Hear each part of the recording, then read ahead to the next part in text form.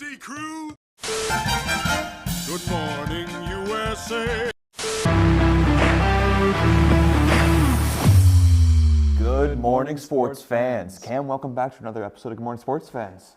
It's I'm cold, man. I'm really cold with this weather in Syracuse right now, which leads me to my morning question, and that is, when you are sleeping in bed, when you're waking up, do you prefer your room to be really cold or really warm? Depends on the temperature outside, if I'm being honest. Like right now, especially with how cold it is, like I look out my window and I see it snowing. I like a toasty room, you know what I'm saying, where it's like nice and cozy. But like during the summer, it's like if I'm going to go out in the day, it's going to be really hot outside. I like a little bit of a cooler room. Yeah, I always like my room to be an icebox. I think it's just really satisfying to lay under your covers with a really cold room no matter the temperature outside.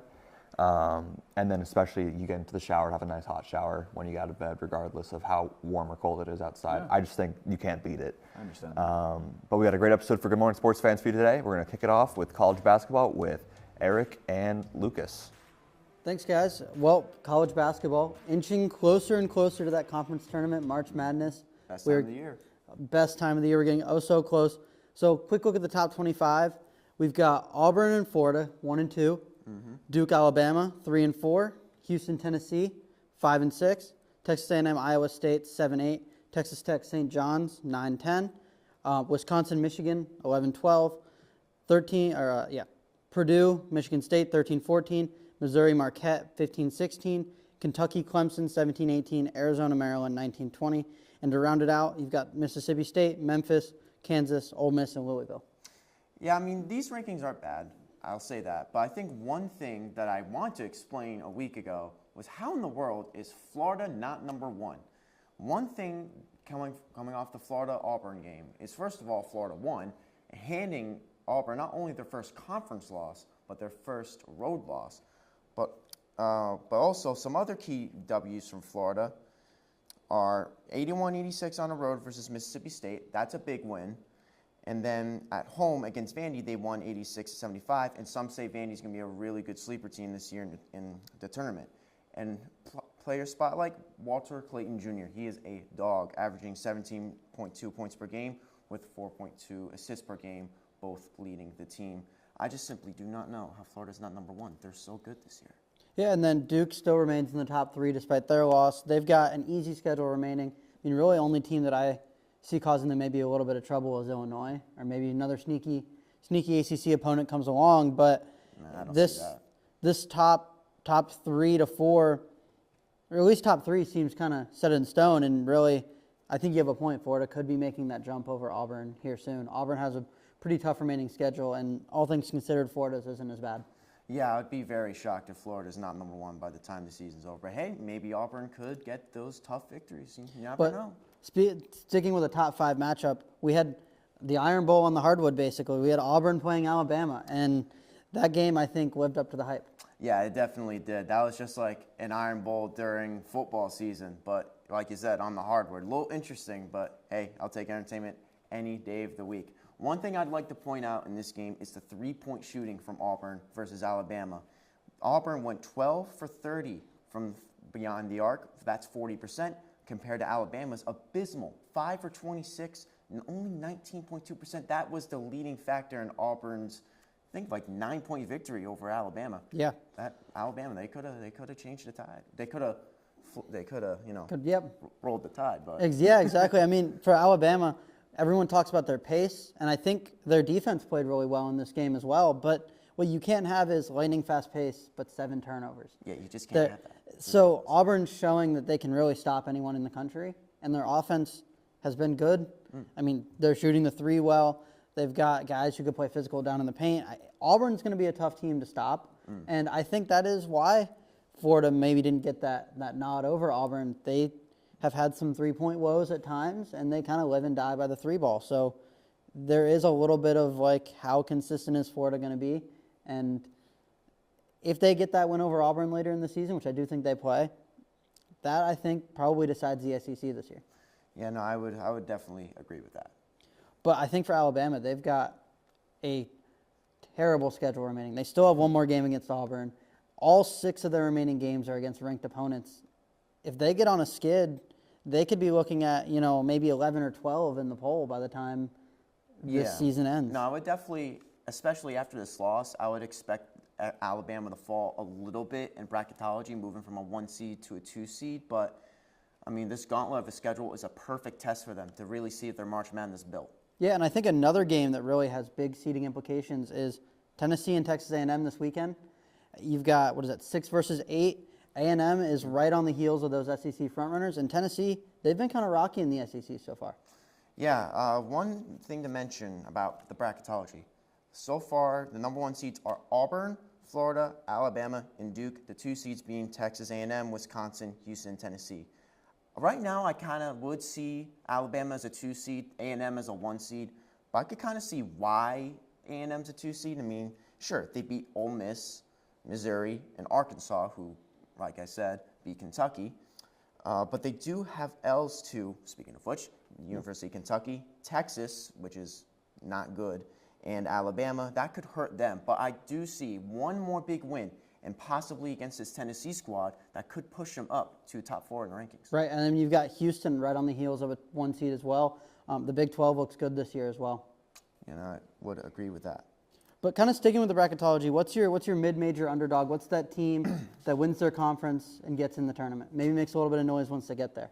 Honestly, give me the George Mason Patriots. They have been dominant ever since conference play. They are currently on an 11-game winning streak and are 12-1 in the A-10, with their only loss being to URI on a buzzer-beating shot. They beat some quality opponents this year, and I could see them making a bit of noise. My mid-major underdog, UC San Diego Tritons. I mean, they lead the nation in steals with just a lengthy team.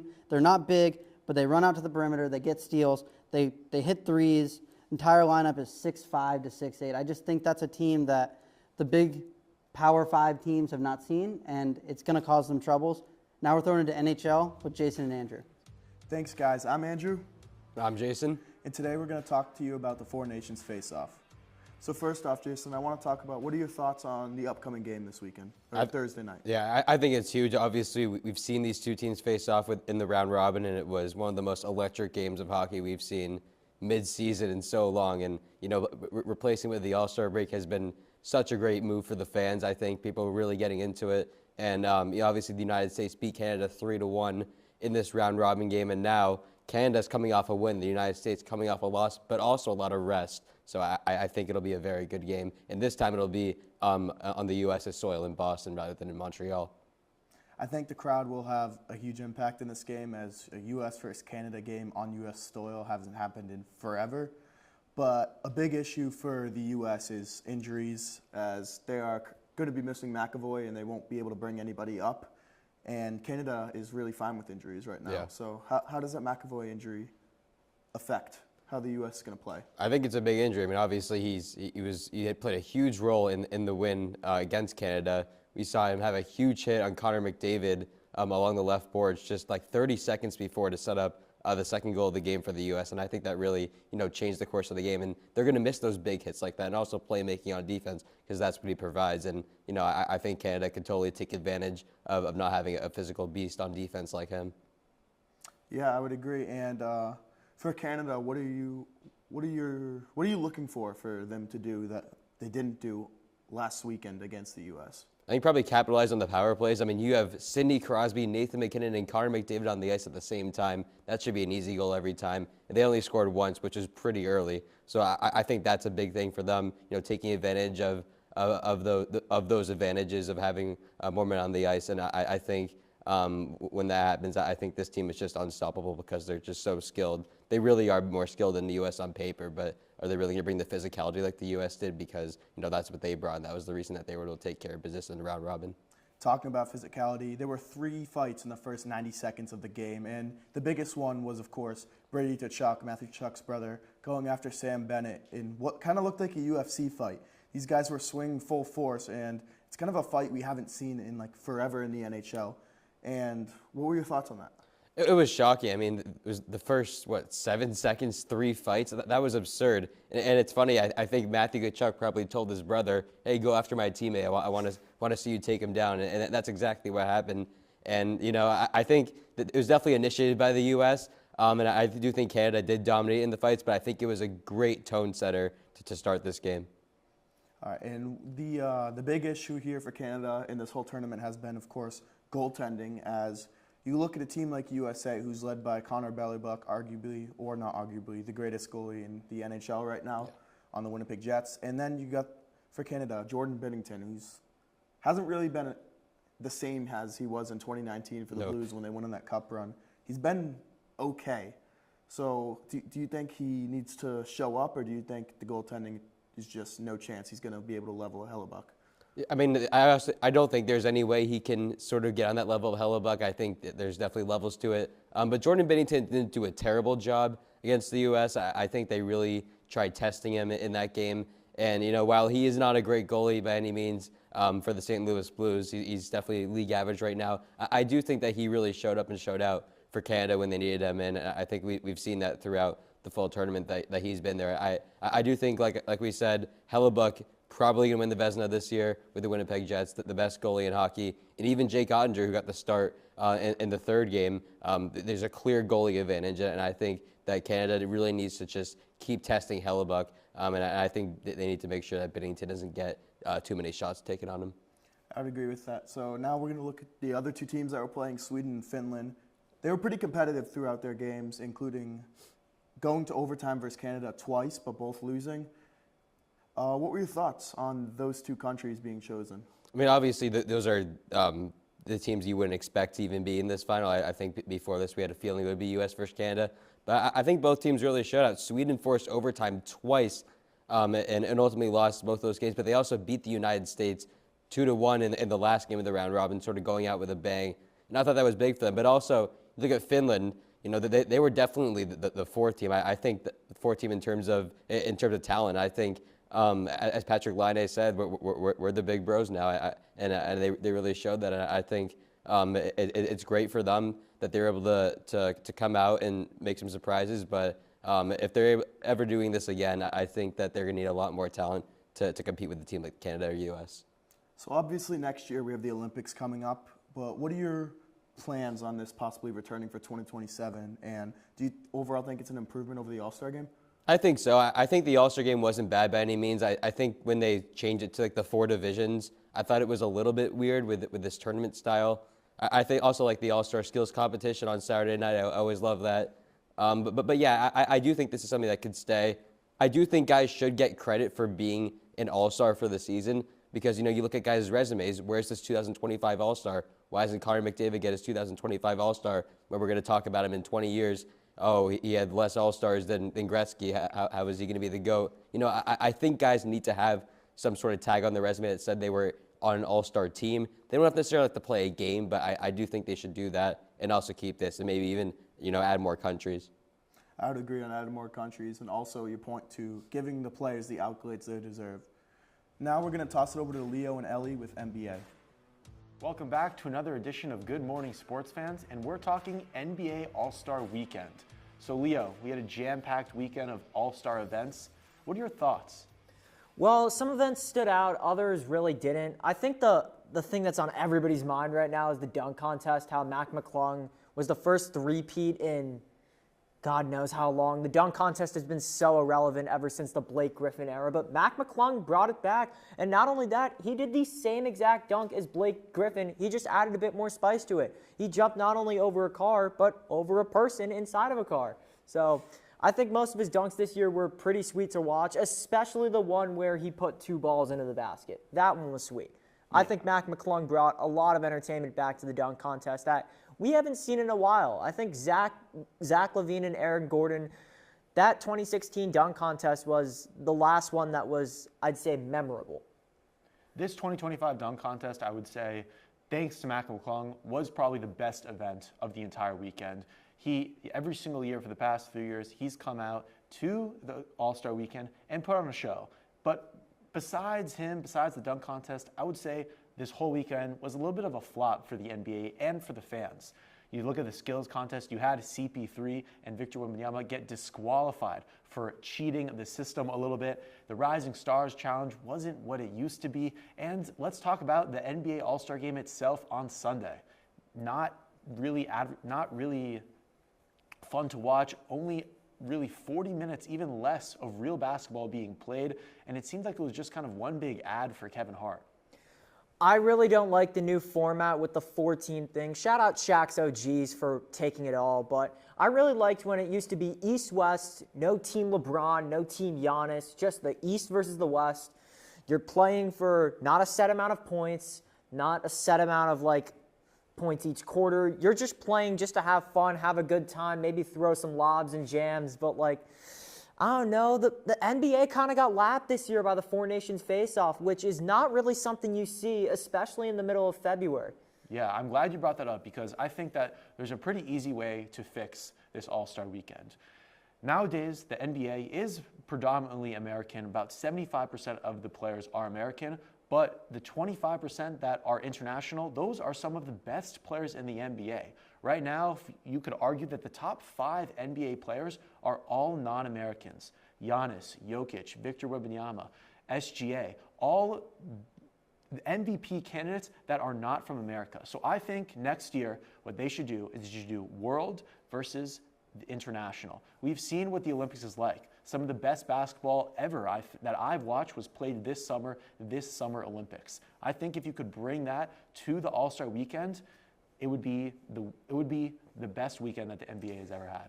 So what you're saying is you want a Rising Stars format for the All-Star game? No, not even. I just think it should just be 2 teams, World versus the USA. World having all those guys I just mentioned, Wembanyama, SGA, Jokic, the list goes on and on, Sabonis, all those guys versus the best players from America, Steph, Durant, LeBron, Harden, Dame, all those guys, one game. You want to do a set score, fine by me. You want to do a quarter system, either way. Having the Americans versus the international world team would really amplify this weekend. Well, the issue with that is there's not that many All-Stars from outside of the United States, only the few certain that you've mentioned. And in regards to my reference before, the Rising Stars Challenge used to have Team World versus Team USA before it got flipped around to the sophomores, rookies, G League guys. I don't know. It's a big show and tell event. And speaking of the rest of the weekend, 3-point contest, a bit underwhelming. I think only 2 guys scored more than 20 points in the first round, which definitely we have not seen that in a long time. Knowing NBA fans, they definitely like criticizing their sport more than they do watching it. So I want to know your thoughts on the 3-point contest and maybe even the skills challenge with Wemby and CP3. Yeah, I'm a little bit sick and tired of the 3-point contest. I don't think it's very entertaining to watch the most talented players in the world to shoot wide open 3-pointers. I think they could get rid of the event, or I like what they did last year with a special challenge, Steph and Sabrina Ionesco, something like that. Caitlin Clark was invited, but she said no, so hopefully they could get her back and hopefully get her back for 2026 and spice it up. But something needs to change. Adam Silver, something needs to change. The fans here, we didn't enjoy this weekend, unfortunately. And I don't like to complain about the NBA, but something needs to happen.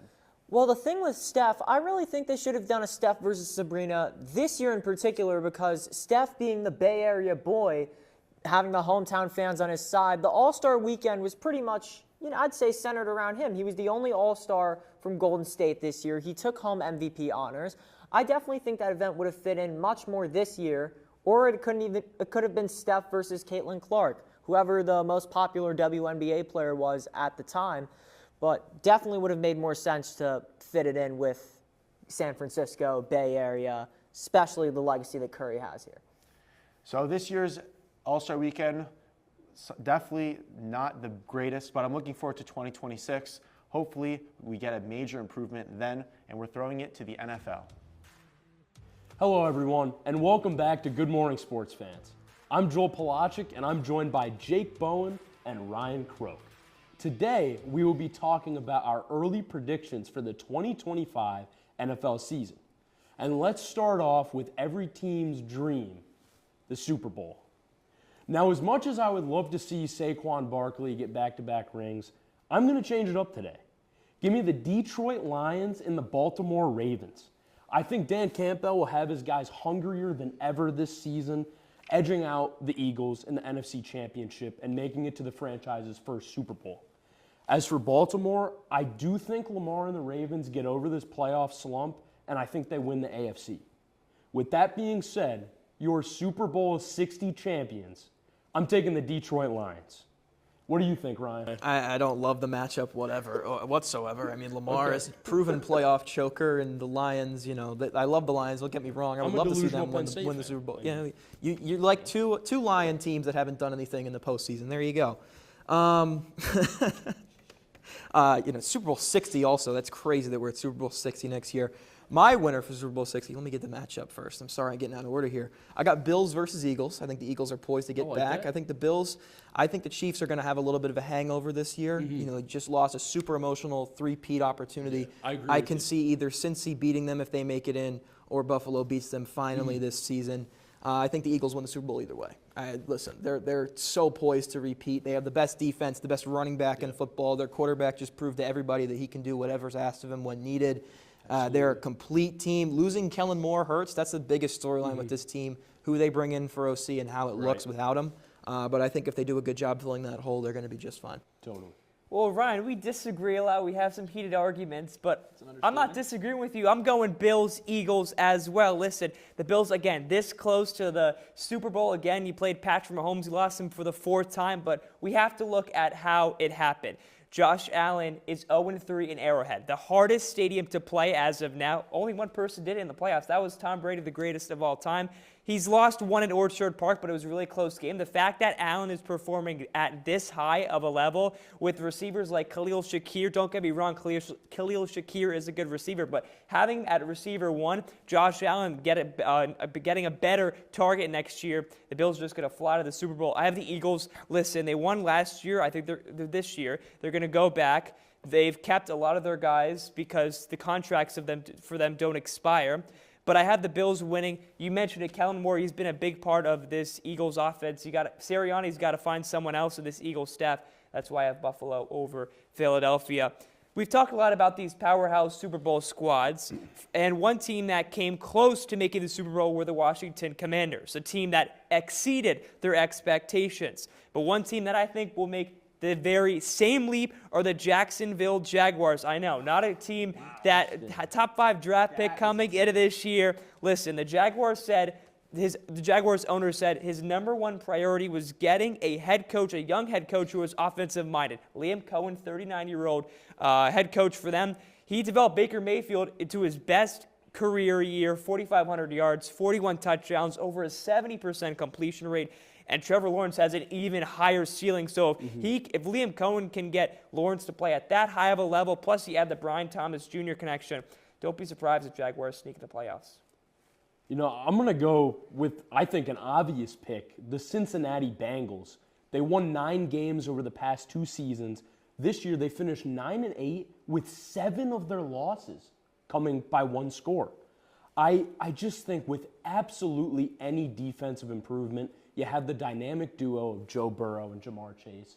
I think they easily should exceed expectations. I like the take. I'm a big Cincy guy. Jake, my team is certainly going to do better than Duval, as Liam Cohen would call it. Doesn't know how to pronounce it.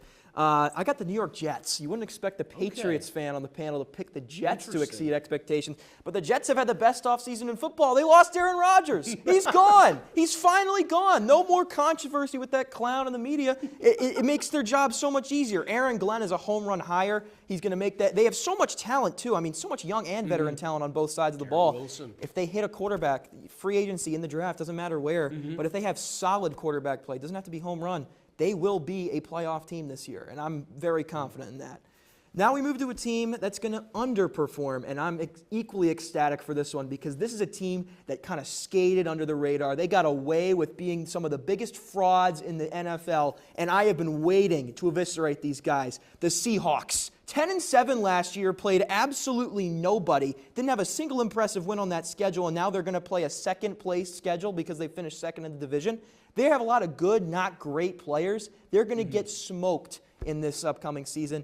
I'm not a fan of what they have going on up there in Seattle. I think Mike McDonald had a solid first year by their standards, but they had a very cakewalk schedule, and it's not going to get easier this year. I don't like what they got going on there. I think they're underperforming. Well, let's stay in the NFC. We'll go to your Super Bowl champion. The Detroit Lions are going to have a massive fall off. Listen, I predict them to go 9-8. When you lose both of your offense and defensive coordinators and have to find new guys, that's a hard task to accomplish. Also, Ben Johnson to go to the Bears doesn't help at all. 9-8, dude. 9-8. Really? You lose your offensive defensive coordinator. It's huge. And Ben Johnson. I got to go with the Vikings. I think they'll be a great team, but I don't think they'll win 14 games. There's questions with the quarterback situation. If Darnold's the guy, can he perform at the level he did? And then McCarthy coming off of a knee injury, he's inexperienced. I'm not sure. So in the 2024 season, we saw a fantastic MVP race. Saquon Barkley, one of the greatest running back seasons we've seen. Spectacular quarterback play with Lamar and the winner, Josh Allen. For me, I'm going to continue with the terrific quarterback play trend, and I'm going to go back to Joe Burrow. I think he's due for some hardware. He led the NFL in passing yards and passing touchdowns this season. So what do you think, Ryan? Okay, there we go. Man. He had, Go like Burrow. You mentioned, he had the best stats of any quarterback. I mean, if you ask he's me. incredible. The only thing he didn't have was the wins. And do I trust the front office to get him the pieces to get him those wins? No, I don't. Listen, if they win some games, he's going to win MVP.